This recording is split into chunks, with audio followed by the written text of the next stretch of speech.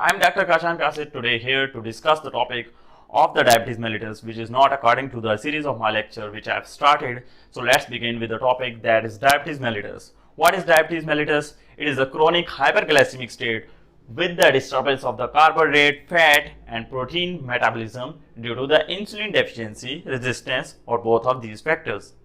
So while studying the diabetes mellitus, two things are kept in mind. Number one, it is generally irreversible process. People lead a normal life with the control of the glucose level, but it is the irreversible process.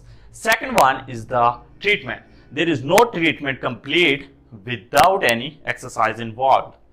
So it is the condition in which there will be the late complications in the body, that are vascular complications, metabolic complications and immune complications. Moving to the first one, that is vascular complications. Vascular complications involve the macrovessels and the microvessels. Macrovascular complications include the coronary artery diseases, peripheral vascular diseases and the stroke. Microvascular involve the diabetic neuropathy, nephropathy and retinopathy. So moving to the metabolic complications, it involves the accumulation of the sorbitol, which will further lead to the lesions, that is in the aorta, lens of the eye, kidney and the nerves. The third one is the immune complication, which occurs due to the defect in the cell mediated immunity or defect in the PMN, that is polymorphonuclear cells. When there is defect in the cell mediated immunity, which is the immunity arm of the immunity, which do not involve the antibodies, but it is involved in the stimulation of the natural killer cells and the macrophages. When there is a defect in the CMI, it will lead to the conditions of the TB and UTI. Next one is the defect in the polymorphonuclear cells, which will lead to the conditions like candidiasis and bacterial and fungal infections. Moving next, these are the complications which we will discuss later in details, but here today we will take here the basic mechanism of the insulin secretion, insulin storage and the metabolism. So what is hyperglycemia? Hyperglycemia is the state or condition in which there is the increased blood glucose level that is above this range, that is 63 to 144 milligram per deciliter, or in another unit it is 3.5 to 8 millimole per liter. So when there is the increased level of the glucose in the blood, it is called hyperglycemic state. So moving next, that is insulin. Insulin is a key hormone which is involved in the control, insulin and glucagon, involved in the control of the blood glucose level. So insulin is coded on the chromosome 11 and synthesized in the beta cells of the pancreatic islets. After its secretion, it goes into the portal circulation. From the portal circulation, it is carried to the liver. In liver, 50% of insulin is extracted and degraded, and rest of the insulin is degraded by the kidney. So the liver is the major organ involved in the homeostasis of the glucose. It absorbs and stores glucose in the post-absorptive state and then releases into the circulation between the meals for the utilization in the peripheral tissues. It is also involved in the gluconeogenesis, that is the synthesis of the glucose.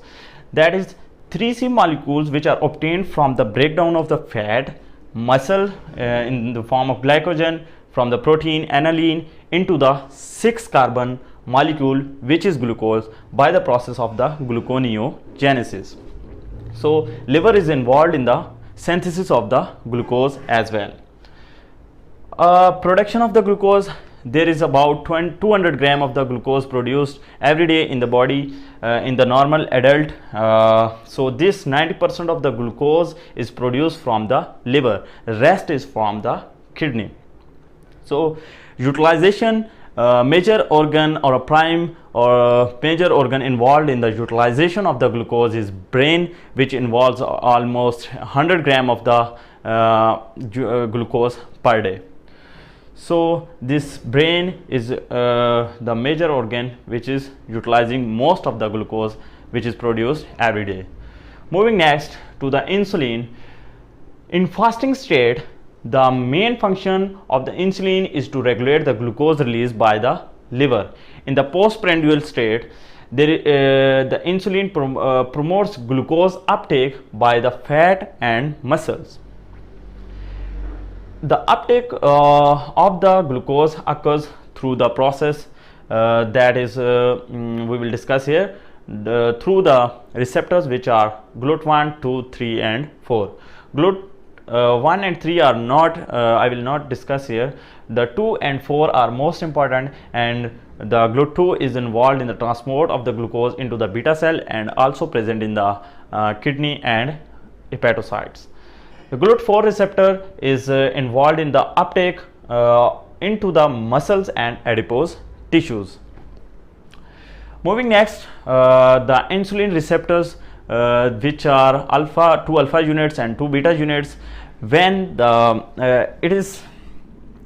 insulin receptors are involved in the movement of the glucose from outside into the cell. This is the cell membrane.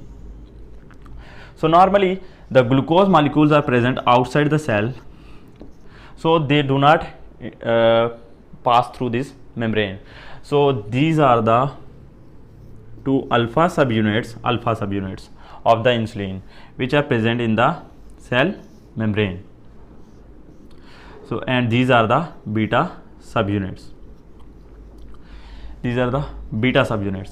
So when the insulin molecule, this is the insulin molecules, when it comes and attached to the alpha subunit, this alpha subunit brings a conformational change in the beta subunit, which will then signals inside the cell, and GLUT molecules, which are the molecule present in the cell, these are the GLUT transporters. So this once the signal comes to this GLUT4, this is the GLUT4, it will move to the surface of the cell and allows the glucose molecules to pass in. So this is how the glucose is transported from outside into the cell. So we were discussing the diabetes mellitus. Here we are dealing with the types of the diabetes mellitus, that is number 1, type 1 diabetes mellitus, and the type 2 diabetes mellitus, which occurs in 80 to 90% of the people, while this type 1 occurs in 10 to 20% of the people. So in type 1 diabetes mellitus, there is the insulin deficiency, while in type 2 there is the insulin resistance or impaired secretion of the insulin. Type 1 is further divided into type 1A, which is immune mediated, usually most common in the Western countries or Western peoples, while type 1B is non-immune mediated. Moving next, the age factor. The type 1 diabetes mellitus usually occurs in the younger people, while it is in the older people greater than 30 years of age. Weight. Usually the body of the type 1 diabetes mellitus is lean, while these people are obese or overweight. Heredity. There is no link of HLA in the type 2 diabetes mellitus, while in type 1 diabetes mellitus there is the human leukocyte antigen involved, while DR3 or DR4 is also involved in 90% of the cases. Pathogenesis. In type 1 diabetes mellitus, there is the autoimmune destruction of the beta cells, while in type 2 there is the insulin resistance. Moving next to the ketonuria, there will be the ketone bodies, ketone present in the urine of the type 1 diabetes mellitus patient, while there will be no ketonuria in type 2. Clinically, we always need insulin, diet control and exercise in type 1, while in type 2 diabetes mellitus we need diet, exercise, oral glycosemic agents. We will deal with these situations. Next, we will put the patient to the insulin when the beta cells fails over the time. So this is all about the type 1 and type 2 diabetes mellitus. We will discuss now the pathogenesis of the type 1 and type 2 diabetes mellitus. So here we are with the pathogenesis of the type 1 diabetes mellitus and type 2 diabetes mellitus. So this type 1 diabetes mellitus is consisting of the 3 interlinked mechanism, that is genetic susceptibility, environmental factor and autoimmune factors. These are interlinked mechanisms which will lead to the type 1 diabetes mellitus.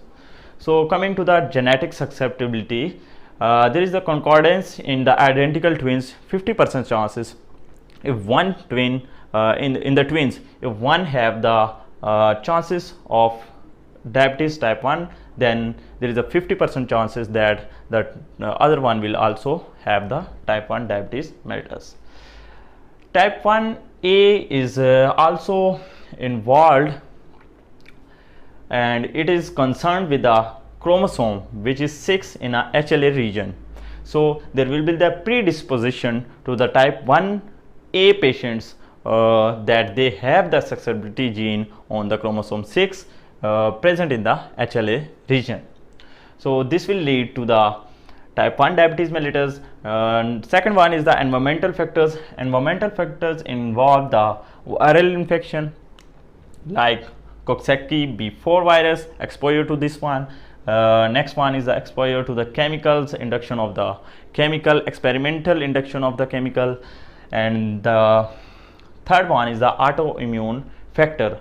Autoimmune factor involves the presence of the CD8 plus T lymphocyte around the beta cells, which will then destruct the beta cells. Once the beta cells are destructed, this will lead to the type 1 diabetes mellitus. There is the islet cell and antibodies formed against insulin and the insulitis. These are all the autoimmune factors which are leading the condition to the type 1 diabetes mellitus. Moving to the type 2 diabetes mellitus, the pathogenesis involved the same, but there are the factors which are constitutional factors. Genetic factors involve the concordance in identical twins is about 80%, that there is a 80% chances of the event to occur in the second one twin. So both parents are diabetic. If both parents are diabetic, there is a 50% chances that the child will also be diabetic. And the constitutional factors involve the obesity, hypertension, low physical activities. Those people who are not involved in the physical activities and hypertensive by family or by other factors, and obese. Obesity enhances the type 2 diabetes mellitus chances about 80 to 100 folds. So obesity is one of the most important constitutional factor involved. Moving next, these factors will lead the insulin resistance or decrease insulin secretion. When there is a decreased insulin secretion, it will lead to the decreased amylin secretion, which is secreted with the insulin. Amylin, when decreased, this will lead to the glucagon inhibition or decreased production of the glucagon.